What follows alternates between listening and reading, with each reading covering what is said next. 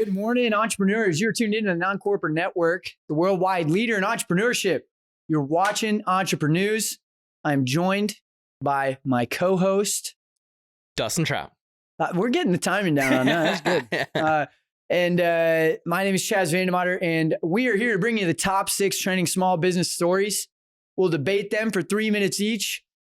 Keep you woke as business owners. We don't have a political agenda. We don't got anybody in our pockets. So this is all raw and real. Dustin, do you have anything you want to add?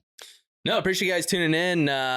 If you haven't noticed or don't know, we're actually on iTunes, Spotify, all the major podcast platforms. You can catch us on YouTube. You can catch us on our Facebook, Instagram. I mean, wherever you consume content, you can find us. So appreciate you guys tuning in. Go check out other channels.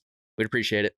Yeah, tell an entrepreneur about us. Tell a business owner about us. We want to keep everybody woke. But without further ado, let's dive into our first story. So the Arizona Cardinals allowed 750 people in the stands for this past Sunday's game.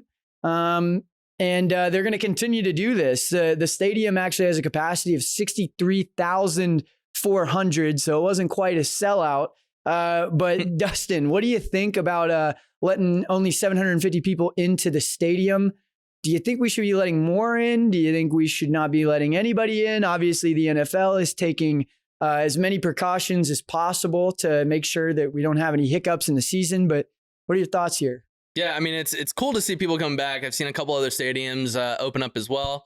I mean, the 750, I see more than that in fries on a daily basis. And so I see what they're trying to do, but at the same time, I think there's a lot of things that can be done if they think ahead that can prevent the spread. I mean, maybe make it 10 feet to get in, but I mean, you got suites, you got tons of seats and stadium space to ensure that people are 10, 15, 20 feet apart. Right. I mean, I'm interested. I wish we had someone that was actually at the game to explain how it was, because how I kind of see it is you only have, pretty much 1% of the stadium capacity. And it's like you have one person way over here, the next person here. I don't feel like I could get into the game and enjoy it, but I mean, it'd be cool to say I was one of the first 700 people during COVID to get in. But I mean, what are your thoughts? Oh, I believe the Kansas City Chiefs had their stadium at 20% capacity, which is a heck of a lot more than 750. So I'm not sure if it's the stadiums or the NFL that's deciding how many people come.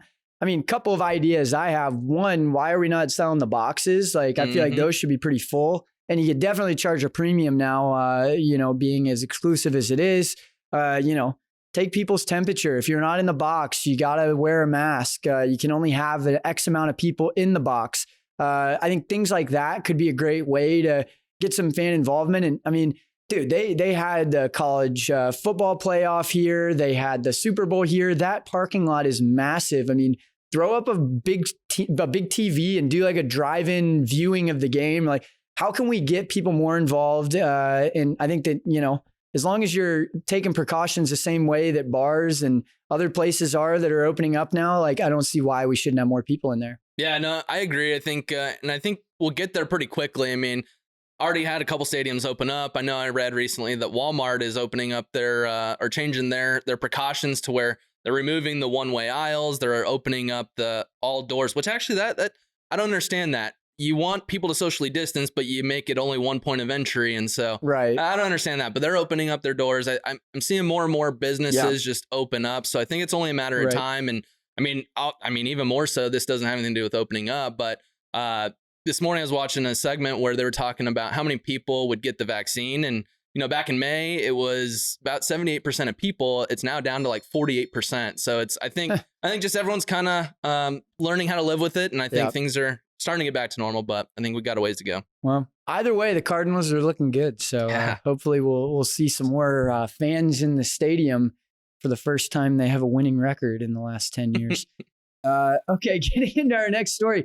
The U.S. stock market continuing to fall as amid COVID fears. The Dow Jones dropped 510 points. We are entering the 4th week of sell-offs. Dustin, this is obviously troubling, and I look at this. So Jack Albin, the chief financial officer over at Crescent Capital, wrote that Today's market action reflects investors' frustration with Congress's inability to pass additional stimulus.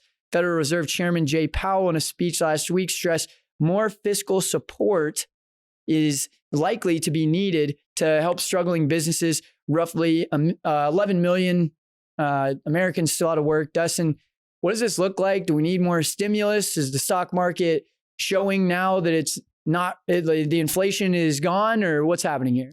I don't know. I think there's a couple different factors. I know before this, I mean, it's Tom Colton. There was something that he shared that, there's some type of buying options trading, I believe it is impacting it. I think there's a couple different things that are impacting, but I think the biggest thing is, I think what you mentioned is, I mean, stimulus is running out. You got unemployment that isn't as much anymore. Which you don't have that much spending cash. And so really it's you have less spending going on.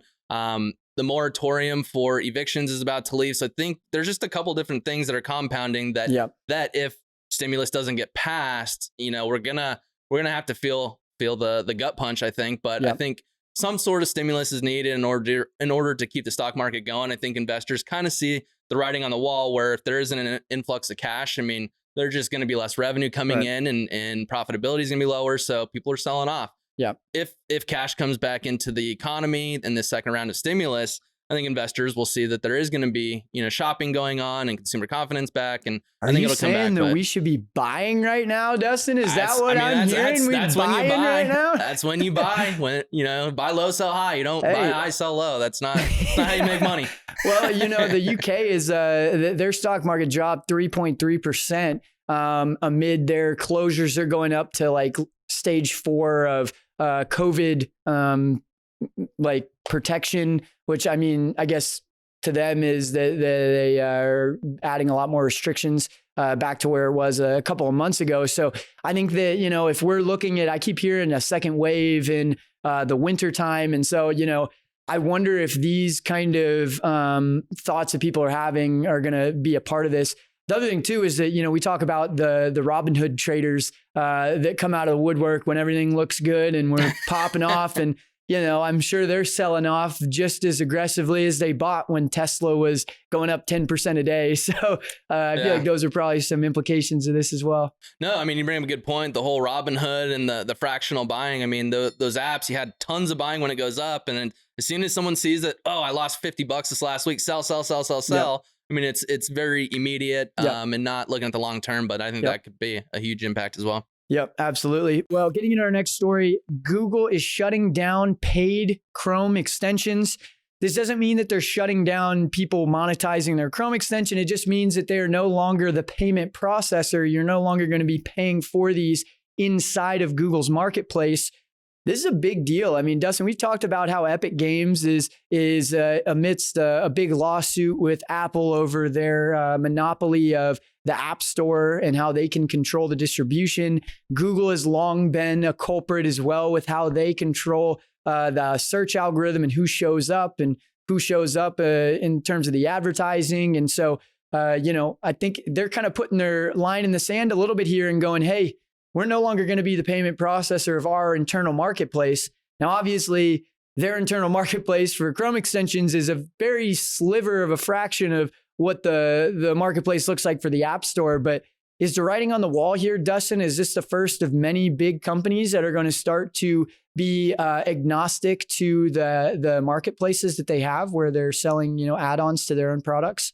Yeah, no, I think so. I mean, this is perfect timing. I doubt that it's a huge revenue share for Google. And so it's more of a PR thing. I mean, after we saw the flack that Apple's getting, I mean, they just kind of piggybacked off that and go, well, if people are hating that, let's look good and make this move. But I think it's a good one. I mean, I go back to what we were talking about a couple episodes ago, where you shouldn't rely on someone else to make your money and get yourself out there. I mean, if you do, you're going to pay premium, whether that's right or wrong. I don't know, but there is no competition. There's nothing else out there other than Apple. Right. So it's as a business, sure, rely on them for a year or two, but having your roadmap, how are we going to be self-reliant and figure out how to make it happen? What's the problem, Dustin? Because like if I go put my product on Amazon, I'm gonna make a fraction of it. FBA is gonna take 30% of the revenue, but at least I've got traffic and eyeballs on my stuff. Where if I just go make a website myself, that doesn't just magically create traffic. There's a lot more that goes into that. And so, I mean, it's like a pick your poison here. You're either going to pay a premium. I hear you on the distribution. There's a cost to that. And if it is 20%, sweet, then that's what you got to pay. I mean, at the end of the day, if you have your website, now what is that customer acquisition going to look like if you're running Google ads, paid media ads to drive there? Then you look at the customer acquisition cost. Is it as profitable? If not, then you're probably not going to be as upset with Apple and Amazon. I mean, sure, everyone argues that they're only charging so much because they can, but at the end of the day, they get in front of a ton of eyeballs. And so, again, just going back to do the cost analysis. Is it better to pay that 20% rely on Apple, or is it going to be more ROI positive to figure out ourselves, or find a balance between the two? Well, Google I think we forget, Google is in the antitrust probe as well. So, I mean, and they weren't being antitrusted over, their marketplace. They're being antitrusted over their search algorithm. So, I mean, I'd like to see them come out with how they're going to be more agnostic there than, solving a fraction of a problem that Apple's already having. So antitrust, Chaz, what's a company that you can trust? I'll tell you a company you can trust, State 48. We are powered by State 48, and they are an amazing company. Bring a lot of awareness to amazing causes, nonprofits out here in Arizona. And we're thankful to have a company like that in our corner, as well as a company that, supports the other businesses and the other really amazing causes out here in Arizona. But Dustin, do you have anything you want to mention about them? Yep. No, they're all about clothing for all, inspired by Arizona. They're just a huge resource here in Arizona. I mean, they're just doing a lot of great for the community. So love seeing that. Check them out, state48.com. They'll get you dripping in sauce. Love it. So heading into our next story, back to kind of the stock market and Tesla. So Tesla's value has dropped $50 billion as Musk's promise for a cheaper battery is 3 years away. So really, Elon has been alluding to cheaper batteries that'll last longer each charge, and just overall in the lifetime of that battery. He kind of made his own day called the Battery Day. And it's an event where he announced a 3-year plan on this battery. Really, the goal is to make a $25,000 Tesla car that can drive on its own, automated, and the battery would last over 1 million miles or 10 years. So that's huge. If they can accomplish this, the cost per kilowatt to own this car, which is how they compare the cost of ownership to electric vehicles as they do to regular gas, it'd be the first time ever that it's cheaper for an electric vehicle than a gas vehicle. So really, with all that, I mean, it's a 3-year plan, which to me, that's not that far. $50 billion to lose just on that news is quite a bit to me. So, I mean, Chaz, do you think that investors are being a little weird when it comes to 3-year plan, when investing should be a long-term look anyways? And are we on the brink of EVs becoming the main car on the road? Well, investors aren't used to the stock price going down on Tesla, that's for sure. Elon Musk, 3-year plan. It's going to happen in no time. Dustin, let me tell you, they're talking about 40xing their production from 500,000 cars to 20 million cars. This car is going to be $25,000. It's going to be the cheapest car. It's going to be better than all of these other electric cars and gas-powered cars. It's going to be cheaper to keep it. It's going to be cheaper to put electricity in it. And Dustin, mark my words, Tesla will be in the antitrust probe next time with the other big tech companies because they are taking over. And $50 billion now is the best time you could invest in them because it's been inflated until now. But oh my gosh, give me 3 years, Dustin. Yeah, I mean, it's one thing to have that capability in 3 years, but in terms of consumer adoption, I don't think it's going to happen in 3 years. You just got too many people that are pro oil and I'm not going to go electric and all that. And I think it's going to take a lot of educating. And I mean, like we've mentioned, I mean, how long did it take for people to actually, buy a TV and all that? I think everyone agrees that it's awesome, but to actually make that move. And I think there's a lot of educating that needs to be done. Whereas, some people think that it costs more to plug it in. So even though your gas bill is going to go down, your electric bill is going to go up because you got to charge your car all the time. Yep. Noticing it more and more where you have 4 or 5 Tesla stations, but you got a line to get in. So it's like, okay, I'm going to run out of electricity just waiting to refill my electricity. Well, I hear you. And how far it goes. So I agree that this is all awesome in terms of consumer adoption. I don't know if it's going to happen in the next couple of years, but I do think over the next 5 to 10 years, I think electric vehicles will definitely become the main car on the road. But that curve is shrinking and you can make the car dance. Dustin. He can make it dance. Rather it fly. Cool. So going on to our next story. So advertisers reach a deal with social media companies on next steps to curb harmful content. Facebook, YouTube, and Twitter have agreed with big advertisers on the first steps to curb the content. And this is all following, the boycott that happened a couple months ago. Advertisers have complained for years that big social media companies do too little to prevent ads from appearing alongside hate speech, fake news, and other harmful content. Now, just to confirm, this isn't political ads that are running out there. It would be like EIC ads or your brand's ads showing up next to hate speech or, a Biden or Trump, smear campaign, whatever it is. It's your ads are showing up next to there, where if someone lands on there and sees your ad, they might get a negative feeling about your brand. And so really, this is a huge step, I think, in the right direction. But where all this comes in is, they basically are setting up reporting to show you what websites they're showing up on, be able to identify it sooner so that you can exclude it.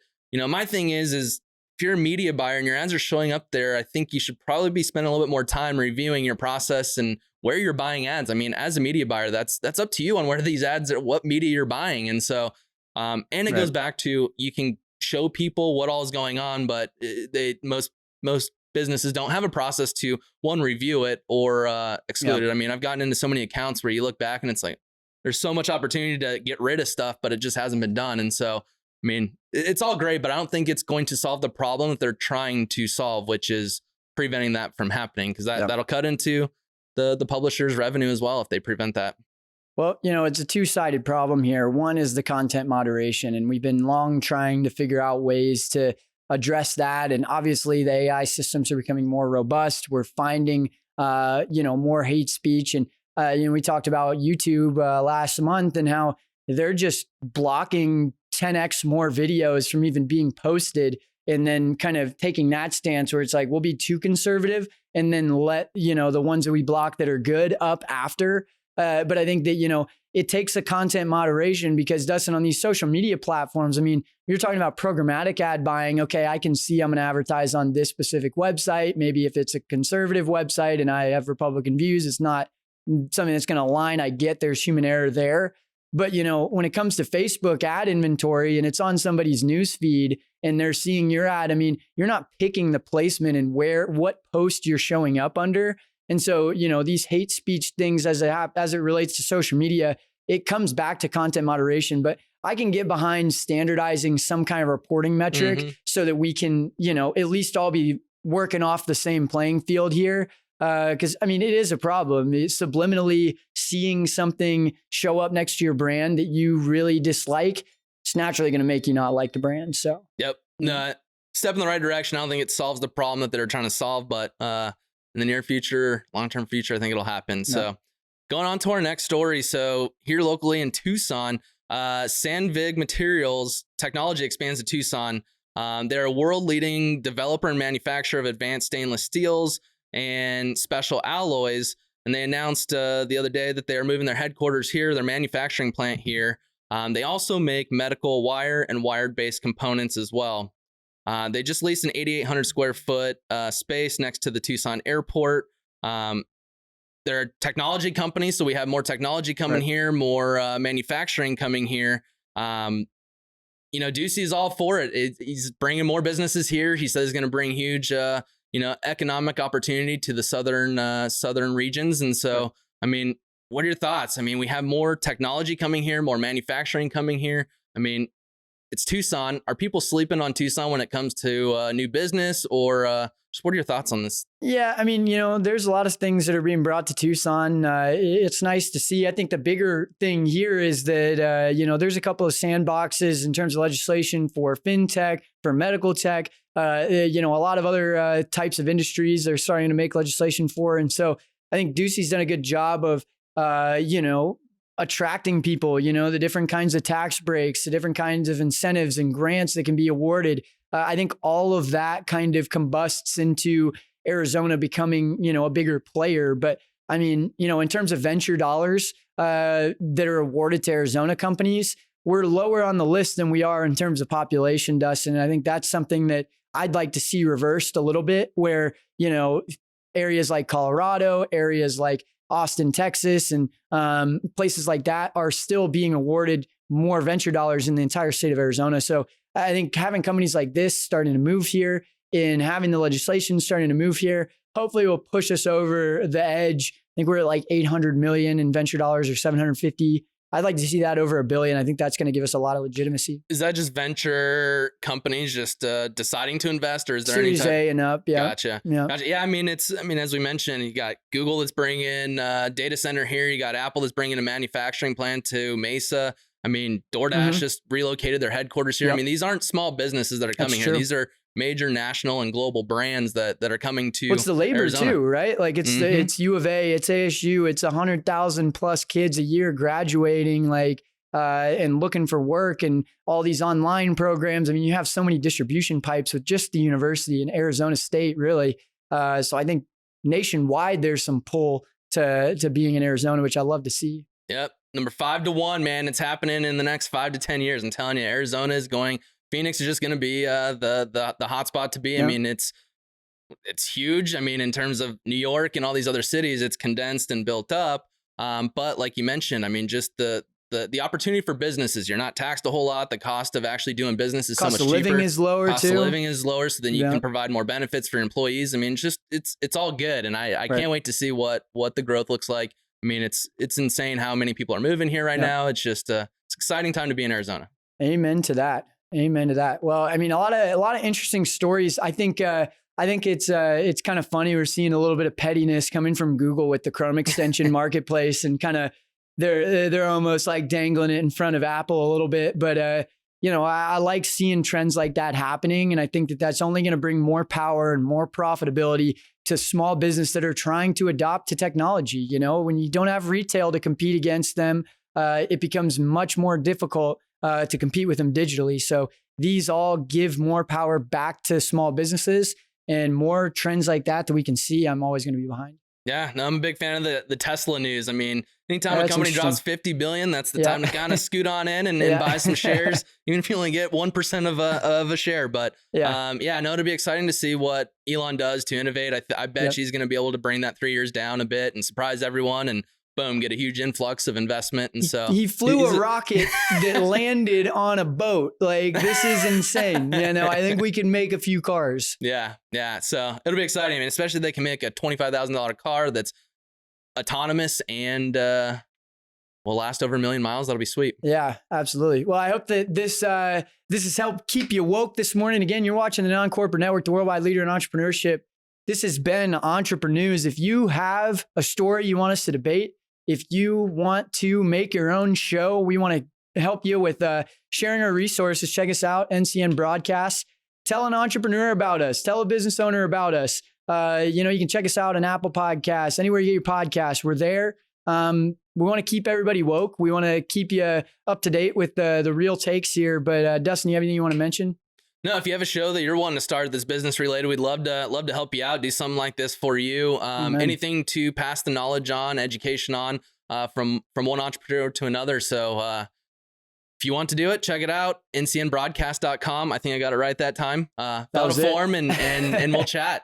But look forward to chatting. Thank you guys for tuning in. We will see you on Friday. I was going to say, what day? Yeah, it's Blur's Day out here. We're getting to work.